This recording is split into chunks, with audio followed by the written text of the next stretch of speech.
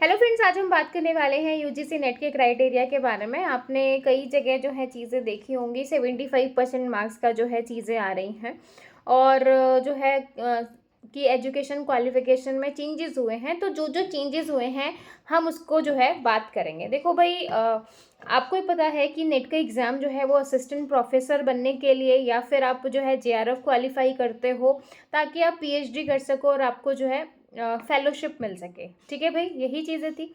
लेकिन अब की बार एक नई चीज़ इंट्रोड्यूस की गई कि भाई जिन्होंने 4 साल की ग्रेजुएशन की है, चाहे वो बीटेक हो या फिर किसी और में, उन्होंने 4 साल की लगाए हैं ग्रेजुएशन करने में, तो उसके बाद वो डायरेक्ट जो है वो पीएचडी में एडमिशन ले सकते हैं।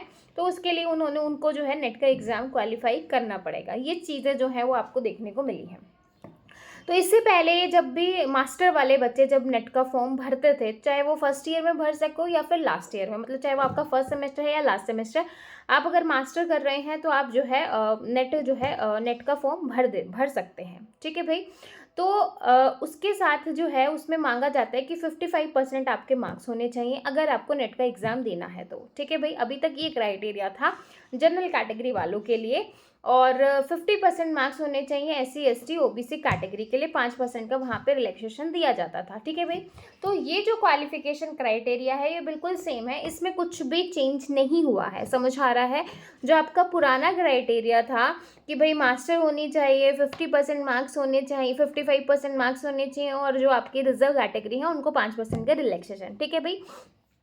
और जो है जेआरएफ की वैलिडिटी 3 साल, एज लिमिट वो आपकी सेम है जेआरएफ के लिए 30 साल, बाकी जो एससी एसटी वुमेन उन सब के लिए जो है 5 साल और एडिशनल हो गया, और नेट के लिए कोई भी एज लिमिट नहीं है। मतलब ये सारी चीज़ें आपकी सेम है जो पहले से हैं।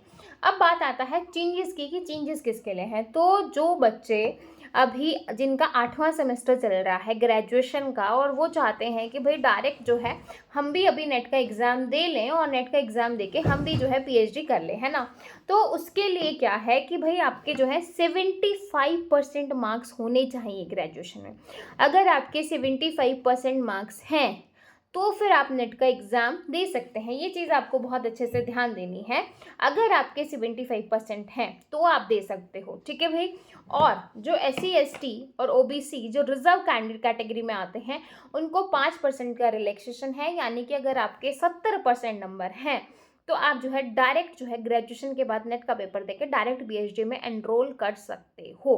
तो ये जो है अभी चेंजेस हुआ है। 75% जो है वो मास्टर डिग्री वालों के लिए यहाँ पर कोई क्राइटेरिया नहीं है, वहाँ उनके लिए 55% ही है।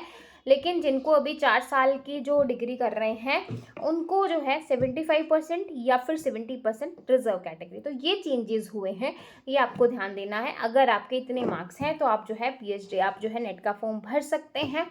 और जो है अगर आपका जेआरएफ हो जाता है तो बहुत ही अच्छा है, आपको फेलोशिप मिलेगी और साथ के साथ आप पीएचडी एनरोल कर लोगे, है ना। तो बहुत सारी चीज़ें हैं, एक अच्छा स्कोप है। जब से नई एजुकेशन पॉलिसी आई है चीज़ें जो हैं वो चेंजेस होती जा रही हैं और एक अच्छी चीज़ है। ठीक है भाई। तो आई होप आपको चीज़ें जो हैं वो अच्छे से समझ में आई होंगी।